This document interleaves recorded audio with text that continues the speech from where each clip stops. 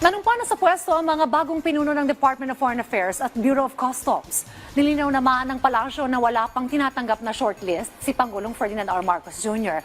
para sa posisyon ng Ombudsman. Ang detalye sa report ni Clazel Pordilia.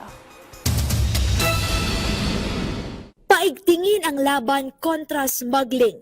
Direktiba yan ni Pangulong Ferdinand R. Marcos Jr. kay bagong Customs Commissioner Ariel Nepomuceno. Kamakailan lamang nanumpa si Nepomuceno kay Pangulong Marcos bilang kapalit ni dating BOC Chief Bienvenido Rubio. Ang marching order, unang-una po, dapat proteksyonan po, strengthen yung border protection at labanan nga po ang smuggling. At nagsisimula na po ang pamahalaan sa paglaban, sa mas matinding laban sa smuggling.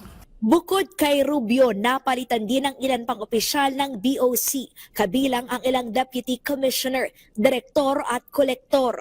Ang Pangulo, ang nais po talaga ay makapagbigay ng mas magandang serbisyo ang bawat heads of agencies, ang bawat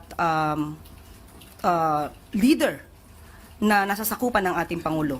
So, ang tanging gusto ng Pangulo ay maging tapat sa bansa, labanan ng smuggling, at syempre po maging transparent sa koleksyon ng revenues. Nanumpa na rin sa presidente bilang bagong kalihim ng Department of Foreign Affairs si Maria Teresa Lazaro. Under the Republic of the Philippines. Under the Republic of the That I will Philippines. support and defend That I will support and defend the Constitution of the Philippines. the Constitution of the Philippines.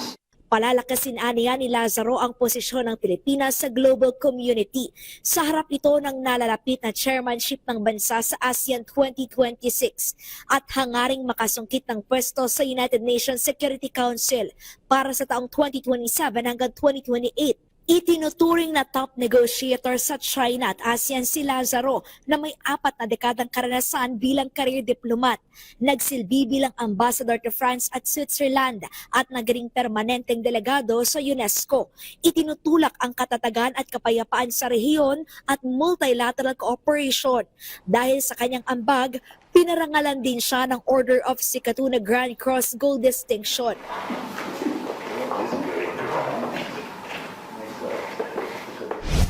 Nilinaw naman ng palasyo na wala pang tinatanggap na shortlist ang Pangulo para sa posisyon ng Ombudsman na inaasahang mababakante sa kalagitnaan ng buwan.